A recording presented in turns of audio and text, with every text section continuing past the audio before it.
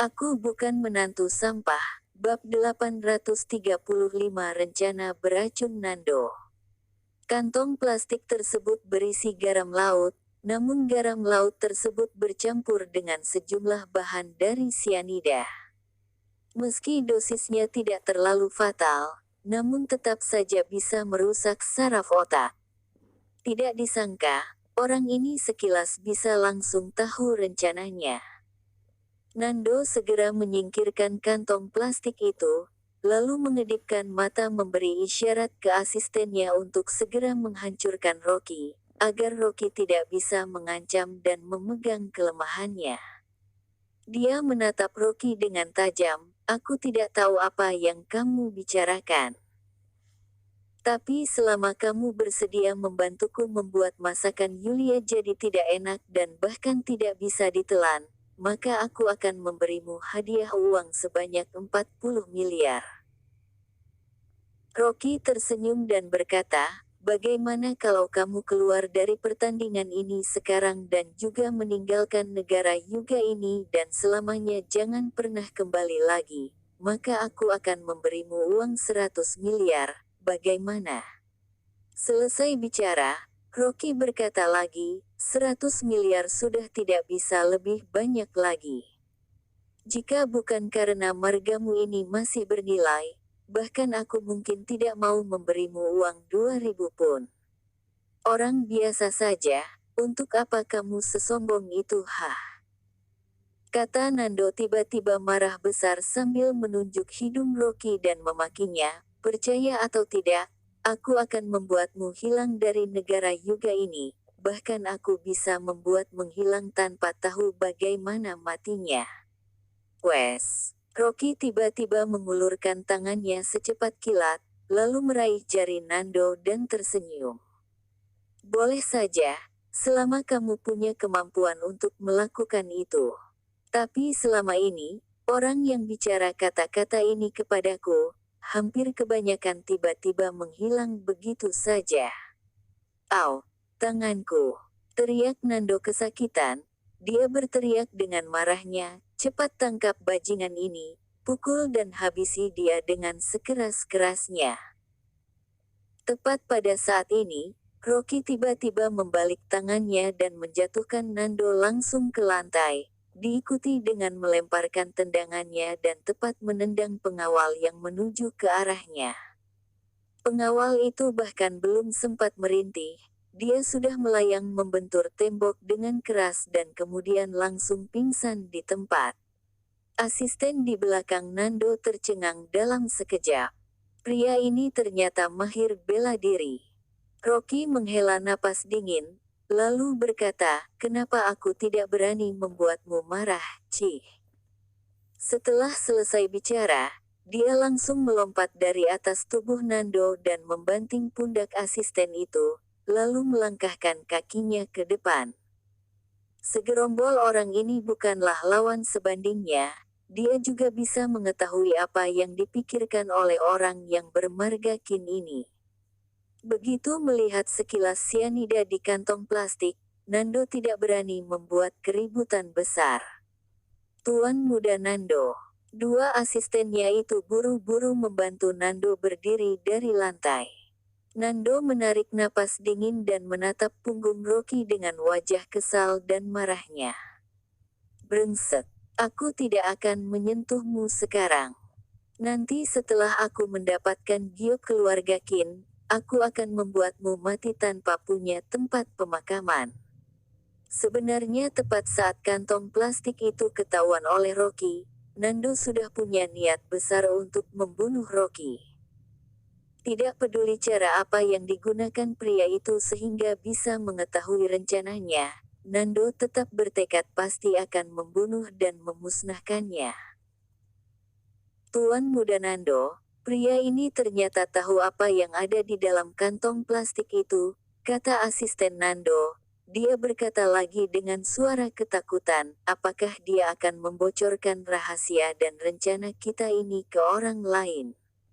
Hehe, memang dia bisa dapat bukti dari mana?" Kata Nando mengertakkan gigi dan tersenyum dingin, "Lagi pula aku ini yang bermarga kin, sedangkan dia hanya orang luar. Kalaupun dia pergi ke depan kakek dan melaporkan hal ini, aku pasti akan selalu punya cara menanganinya. Aku tinggal bilang, kalau dia dan Yulia Kongkalilong untuk mendapatkan posisi sebagai kepala keluarga Qin. Jadi, sengaja memfitnahku. Rocky berjalan melewati koridor dan melihat Yulia berdiri tidak jauh dari sana. Yulia sedang mengobrol dengan dua wanita, Rocky pun berjalan menghampirinya. Yulia juga melihatnya, dia juga melambaikan tangan menyapa Rocky, tersenyum dan berkata, "Rocky, aku sudah membaca lagi resepnya dan melatih lagi masakan yang aku akan buat nanti. Kakek sudah berjuang dan bekerja keras selama ini, aku ingin membuatnya bahagia." Rocky melihat resep di tangan Yulia, lalu tersenyum, "Kamu berniat mau masak apa?" "Kakek adalah orang yang selalu sangat baik kepadaku sejak aku kecil. Saat aku masih kecil, kakek suka sekali makan seafood. Sekarang, karena gigi dan mulutnya yang tidak terlalu baik, aku berencana memasakkannya bubur seafood. Aku sudah berlatih beberapa hari, bahkan tanganku sampai terluka kena panas." Melihat Yulia tersenyum cerah, Rocky pun ikut tersenyum dan mengangguk. Sepertinya Yulia sebenarnya hanya ingin membuat kakek bahagia. Sedangkan Rocky tidak berencana menceritakan apa yang baru saja terjadi padanya. Apalagi niat Rocky yang awalnya ingin membujuk Yulia untuk menyewa seorang master chef pun langsung menghilang dalam sekejap. Karena Nando bisa menghabiskan uang 40 miliar hanya untuk menyuapnya, maka, dia pasti juga akan melakukan hal buruk dan curang di belakang. Selama Rocky ada di tempat pertandingan, setidaknya pria bermarga Qin itu tidak akan berani, tapi jika yang ada di tempat pertandingan bukan Rocky, maka entah apa yang akan terjadi. Apalagi, waktunya juga sudah tidak sempat. Terlebih lagi, yang terpenting Rocky tidak ingin menghancurkan niat berbakti Yulia. Jika ada gangguan dalam pesta ulang tahun ini, maka keluarga Qin pasti akan membatalkan pertandingan ini dan akan segera memulai penyelidikan. Yulia biasanya tidak pernah memasak, tapi demi pesta ulang tahun kakeknya, dia berlatih memasak dengan sangat keras bahkan tangannya sampai terluka kena panas. Rocky juga tidak ingin membuat seluruh kerja keras Yulia jadi sia-sia saja. Setengah jam kemudian, semua anggota keluarga dari perusahaan Kings datang ke tempat pesta. Kinster mengenakan setelan baju merah cerah untuk pesta ulang tahunnya. Dia dipapah dibantu berjalan oleh beberapa cucunya untuk duduk di kursi juri dengan wajah penuh senyuman. Pembawa acara mengangkat mikrofon dan mengucapkan selamat ulang tahun kepada kakek atas nama keluarga perusahaan Kings. Setelah sambutan pembukaan dengan mengucapkan doa berbunyi berharap umur kakek panjang sepanjang lautan dan gunung, beberapa keturunan dari keluarga Qin maju ke depan untuk memberi ucapan selamat ulang tahun dan harapan untuk kakek. Setelah itu mereka berjalan ke depan meja yang penuh bahan masakan untuk bersiap memasakkan hidangan lezat yang disiapkan untuk ulang tahun kakek dan untuk disajikan di depan semua orang. Yulia sudah berganti baju dengan seragam koki berwarna putih. Dia tidak ingin bersaing untuk memperebutkan reward atau hadiah dari pertandingan ini, tapi dia hanya berharap kakeknya bahagia di pesta ultahnya. Keturunan keluarga Qin lainnya juga berdiri di depan meja masaknya masing-masing. Semua keturunan dari keluarga Qin lainnya sudah membawa asisten yang semuanya adalah seorang chef internasional ternama, kecuali Minata orang yang begitu tidak lembut sama sekali ini. Sepertinya semua keturunan ini berniat datang ke sini dengan tujuan mendapatkan saham 5% dan juga giok kepala keluarga Qin.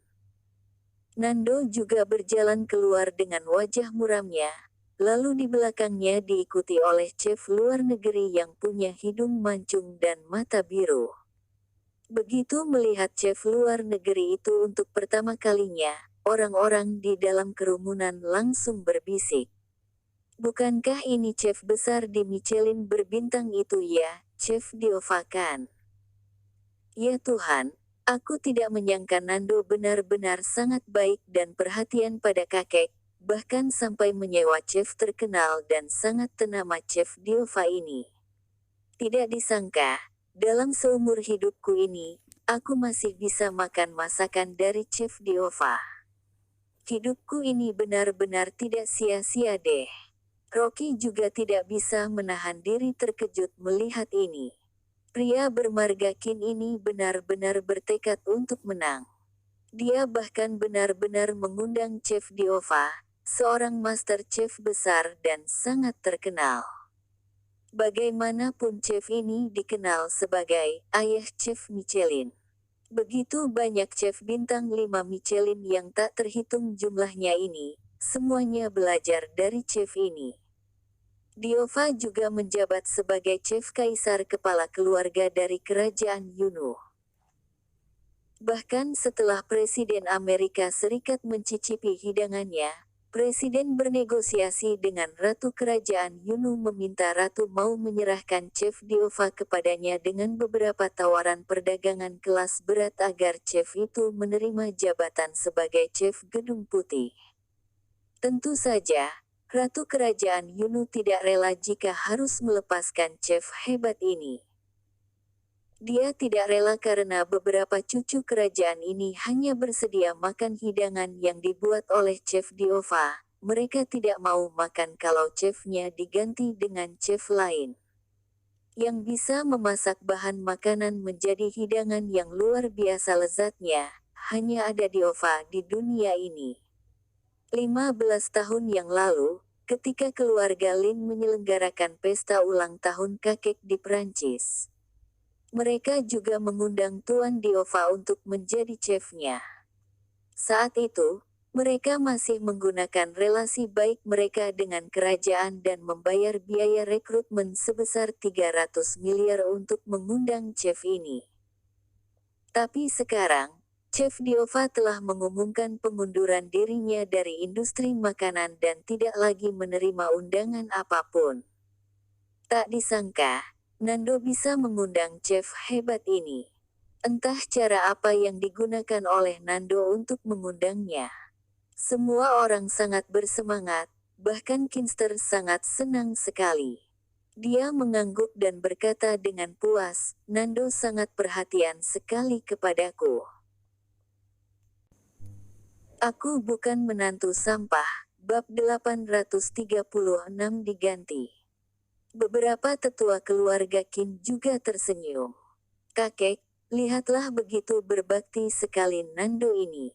Dia bahkan sampai menyiapkan kejutan dengan mengundang Chef Diova datang ke sini. Aku dengar Nando berlutut di depan Tuan Diova selama 2 hari ini hanya untuk membuatmu bahagia.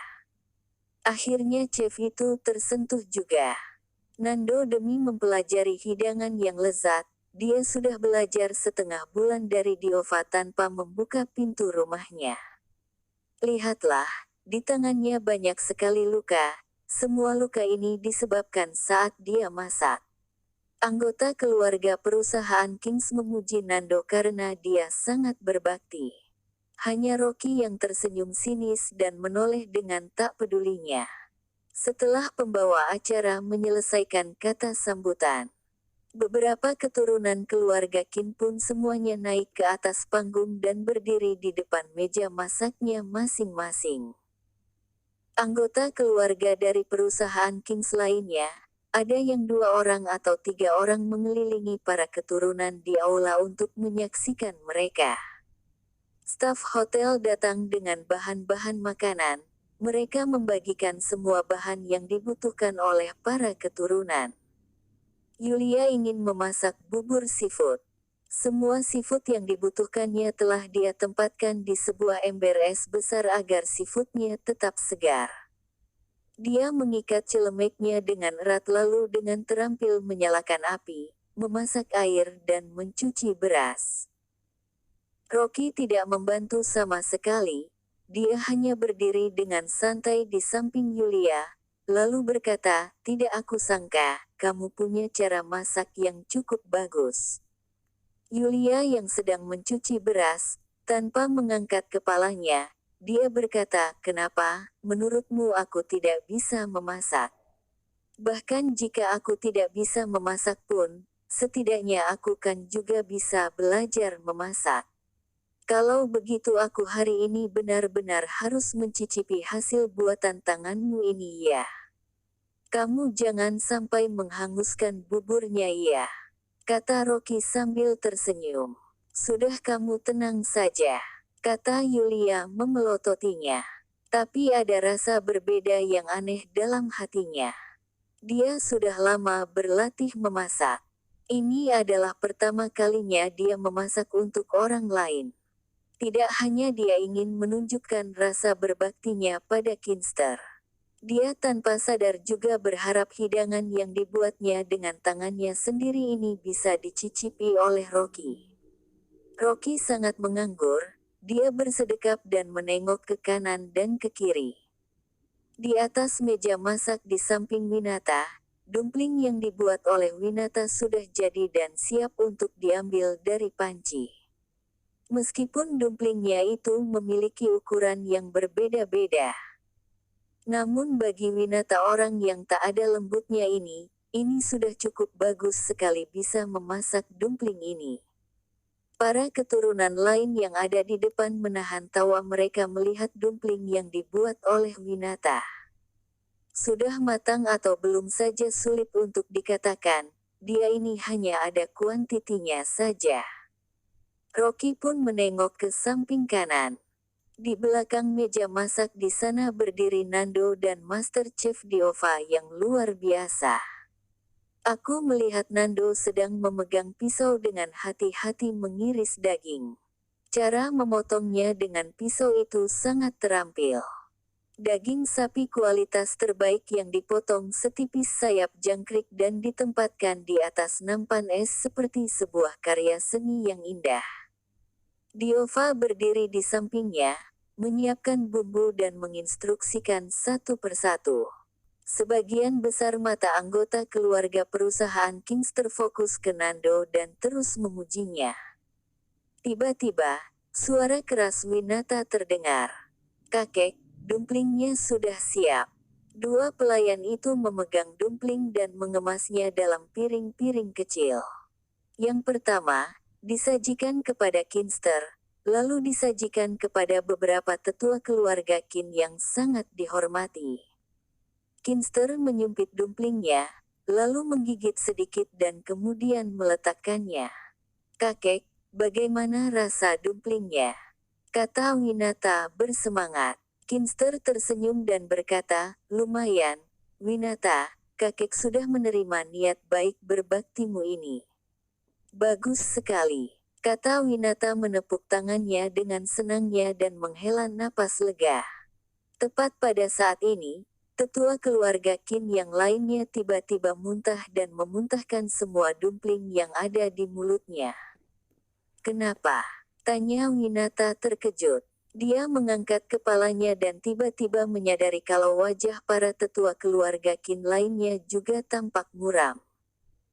Keluarga Qin yang lebih tua mengambil serbet, lalu menyeka mulutnya, menggelengkan kepalanya dan berkata, "Tidak apa-apa, kamu bisa turun." "Apa ada masalah dengan dumplingnya?" tanya Winata yang tak bisa menahan diri. Dia mengambil sumpit lalu mengambil satu dumpling yang tersisa dan memasukkannya ke dalam mulutnya sendiri. Begitu dia memasukkannya, dia pun langsung memuntahkan dumplingnya, wajahnya sangat malu dan canggung sekali. Dumpling ini tidak hanya masih mentah tapi kulit bagian luarnya juga begitu tebal dan keras sehingga tidak bisa ditelan sama sekali. Tepat pada saat ini, salah satu anggota keluarga perusahaan Kings berkata dengan marahnya, "Winata, Setidaknya kamu harus mematangkan dulu makanannya, baru kamu bisa berikan ke kakek. Jika setelah kakek memakan masakanmu ini, lalu malah sakit. Terus bagaimana dong? Sudahlah. Kinster melambaikan tangannya. Winata sudah lama sekali berada di luar, pekerjaannya juga sangat sibuk. Dia bisa membuat semangkuk dumpling dengan tangannya sendiri untuk memberi ucapan selamat ulang tahun saja, itu juga sudah sangat berbakti. Winata menggaruk kepalanya dengan canggung. Dia tahu kalau sebenarnya yang baru saja dimakan oleh Kinster adalah dumpling yang masih mentah. Tapi demi tidak menyakiti hati berbakti Winata, kakek tidak mengatakan dan menjelaskan ini di depan umum. Kakek, aku akan berlatih lebih lagi begitu aku pulang. Lain kali, aku pasti akan membuatkan dumpling untukmu lagi. Kinster tersenyum dan mengangguk, lalu mengambil angpau tebal dan menyerahkannya ke Winata. Setelah mencicipi dumpling, satu persatu dari para keturunan yang lain juga menyajikan hidangannya masing-masing. Demi mendapatkan hadiah sebesar 5% dari saham, para keturunan dari perusahaan Kings ini, semuanya berusaha keras untuk melatih kemampuan masak mereka, kecuali Winata. Semua hidangan yang disajikan tampak sangat lezat. Ada hidangan sepiring barbecue, foie gras lada hitam, truffle. Berbagai macam hidangan lezat disajikan di atas meja. Tampak satu meja yang penuh dengan piring-piring kecil yang bermacam-macam isinya. Kinster memakannya dengan terus memuji setiap hidangan. Dia mengeluarkan angpau dan memberikan satu persatu angpau itu ke para keturunannya ini. Bagi Kinster, yang paling dia hargai bukanlah uang dan harta benda, tapi jalinan darah dari keluarga perusahaan Kings yang lebih kental dari air. Pada akhirnya, hanya Yulia dan Nando yang tersisa di atas panggung. Hidangan yang disiapkan oleh keduanya hampir selesai. Di depan Nando, terdapat irisan tipis daging sapi dan truffle hitam yang dihias dan ditata dengan rapi dan disajikan di sebuah piring, tampak seperti karya seni yang sangat indah. Daging sapi yang dia gunakan adalah daging wagyu dan kepingan salju terbaik. Hasil tahunan daging ini hanya 50 kilo. Semuanya ini adalah daging empuk dari leher belakang yang telah dipilih khusus. Tidak hanya hasil produksinya yang sangat langka, tapi bahan yang dipilihnya juga sangat langka, bahkan walaupun punya uang banyak, tidak pasti bisa membelinya. Di waktu seperti ini, Yulia juga membuka ember es yang disiapkannya untuk menaruh seafoodnya. Tiba-tiba, keningnya berkerut dan ekspresi di wajahnya berubah. Apa yang terjadi? Kenapa seafood terbaik yang telah aku siapkan, bisa berubah jadi seperti ini? Rocky cepat-cepat menoleh dan melihat seafood yang ada di dalam ember es itu. Semua seafood itu sangat kecil dan kurus, apalagi kelihatannya tidak segar sama sekali. Kenapa bisa seperti ini? Gumam Yulia, ekspresinya berubah, seseorang telah mengganti bahan makananku. Rocky langsung mengangkat kepalanya dan menatap Nando dengan dingin.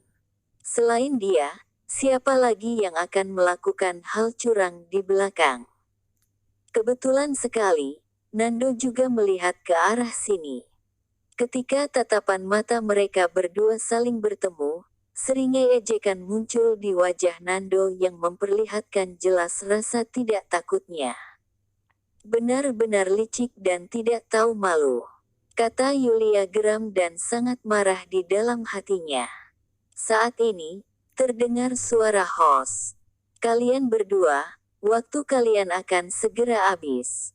Agar mencegah pesta ulang tahun kakek tidak sampai melewatkan waktu yang baik, jadi pesta akan segera dimulai.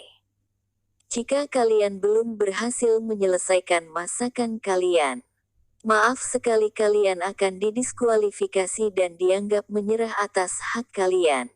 Oke, aku hanya butuh 5 menit lagi. Kata Nando menarik kembali pandangannya, sambil tersenyum penuh percaya diri.